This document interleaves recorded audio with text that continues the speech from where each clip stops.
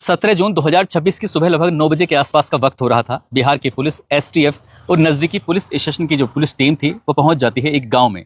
उनका मकसद था करीब करीब 32 साल का एक लड़का था, उसको गिरफ्तार करना, उसको हिरासत में लेना। हिरासत में लेने की तैयारी थी, इसलिए पुलिस ने चारों तरफ से घेराबंदी कर ली और पुलिस आधुनिक हथियारों के साथ यहाँ पर पहुंच जाती है। किसी ने बुलेट प्रूफ जैकेट पहनी हुई थी तो कोई अपने पोजीशन लेकर पहले से ही तैयार हो जाता है। 32 साल का जो लड़का था, हालांकि उस पर कोई पुराना आपराधिक इतिहास नहीं था उसका, ना ही उसने कोई चोरी की थी, ना ही डकैती डाली थी, ना ही किसी की हत्या की थी और ना ही उस पर कोई किस तरह की एफआईआर दर्ज थी। लेकिन वो भी अपनी पूरी तैयारी पर था। जैसे उसे पता चलता है कि सामने पुलिस आने वाली है तो वो पुलिस को देखकर वो आगे बढ़ना शुरू कर देता है। कच्चा वो रास्ता होता है, आसपास की जो बस्ती थी वो भी कुछ ऐसी ही थी, कच्ची जैसी। अब उसके बाद फिर उसका लड़के का पुलिस वालों के सामने जब आमना सामना होता है तो वो कुछ देर के बाद बातचीत करता है और बातचीत के दौरान निशाना साधता है पुलिस पर और एक गोली भी चला देता है। जैसी गोली चलती है, जो पुलिस के पास आधुनिक हथियार होते हैं वो एकदम से डरने लगते हैं, घबरा जाते हैं, इधर उधर अपनी पोजीशन लेना शुरू कर देते हैं। और जैसे वो पोजीशन लेने की कोशिश कर रहे थे तभी वो हंसने लगता है, बातचीत करने लगता है। कभी बातचीत कर रहा है तो कभी कुछ धमकी देने वाली बात कर रहा है, कभी कुछ कहता है। वो कहता है कि भाई जब समस्याएं उठाई हैं, क्रांतिकारी बना गया है तो हथियार उठाने की तो खैर जरूरत पड़ेगी। जब इस तरह की बात होती है तो आखिरकार बातचीत का सिलसिला शुरू हो जाता है और करीब करीब ये सब जो सीन चल रहा था 15 या 16 मिनट के आसपास का सीन रहा होगा।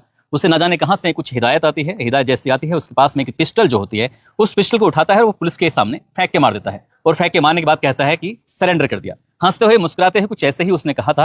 हालांकि अब से पहले ऐसा लग रहा था जैसे पुलिस का और उसका आमना सामना होगा, दोनों तरफ से गोलियां चलनी शुरू होंगी। आसपास के जो ग्रामीण थे उन ग्रामीणों को पुलिस वाले पहले से हिदायत दे रहे थे कि दूर हट जाओ, यहां से किसी को भी गोली लग सकती है। लेकिन जैसे उस लड़के ने अपनी पिस्टल फेंक के मारता है और पिस्टल फेंक के मारने के बाद उनको सरेंडर कर देता है कि मैंने सरेंडर कर दिया। अब वो सरेंडर करता है, लेकिन उसका जो वीडियो था वो बन रहा था, वो वीडियो फेसबुक पर लाइव चल रहा था। हालांकि कुछ लोग जानते भी थे, कुछ लोग नहीं भी जानते थे। जैसे ही पुलिस ने उसको पकड़ा, पकड़ने के बाद एक के बाद एक करीब करीब 5 गोलियां चलने की आवाज आती हैं और 5 गोली चलने की जब आवाज आती है तो पता चलता है कि उस लड़के को जिसने अभी पुलिस पर एक फायर झोंका था, पुलिस की तरफ गोली चलाई थी, जो अभी 15 मिनट तक बातचीत कर रहा था, वो फेसबुक पर लाइव भी था। उसको जो 5 गोली लगती हैं तो वो गंभीर रूप से घायल हो जाता है। हालांकि उपचार के लिए जब उसे हॉस्पिटल लेके जाते हैं तब तक वो मर चुका था। लेकिन ये कोई नहीं जानता था कि आगे होने वाला क्या है। यदि वो फेसबुक पर लाइव नहीं होता, यदि उसने सरेंडर के लिए अपनी पिस्टल ना फेंकी होती तो शायद हम इस बारे में कभी बातचीत नहीं कर रहे होते, हम नहीं, पूरा देश इस बारे में बातचीत नहीं कर रहा होता।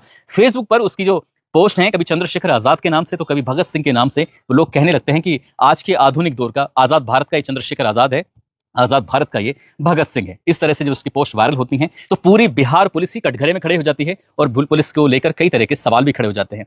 क्या है इस एनकाउंटर के पीछे की कहानी? आखिरकार भरत भूषण तिवारी का एनकाउंटर क्यों होता है? उसके पीछे की पूरी कहानी क्या है? आज की इस कहानी के माध्यम से जानने और समझने की कोशिश करते हैं।